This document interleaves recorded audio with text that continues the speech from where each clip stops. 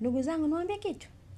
Katika kipindi ambacho Mungu huwa anasema na watu wake sana kwa ukaribu sana, ni kile kipindi ambacho unapitia, unafika mahali unamwambia Mungu, I'm surrender.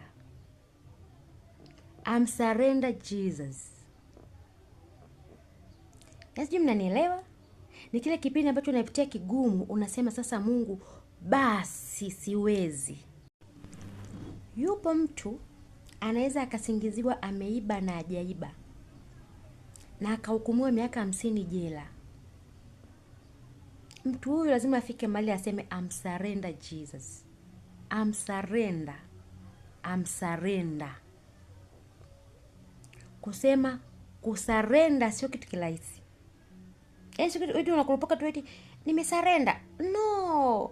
Surrender ni situation ambayo kwenye maisha inaweza kukukuta ukajikuta umeshindwa kabisa, una msaada. Yaani mbele unaona giza kabisa.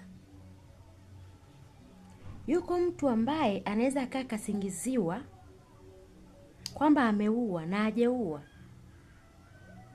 Amehukumiwa labda miaka 30 jela. Mtu lazima aseme I'm surrender.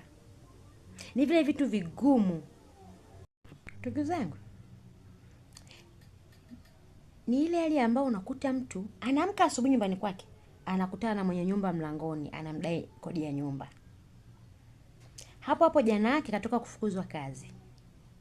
Lakini muda huo kapigiwa simu kutoka shuleni, watoto wake wadaiwa ada.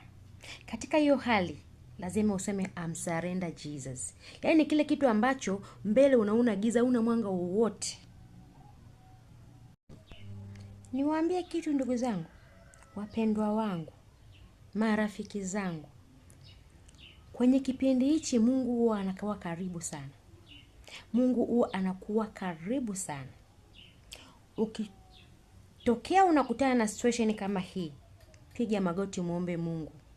Usichukue hatua ya kuanza kunywa pombe, usichukue hatua ya kuanza kufanya maamuzi yasiyo sahihi. Kipindi hichi Mungu anakuwa karibu sana.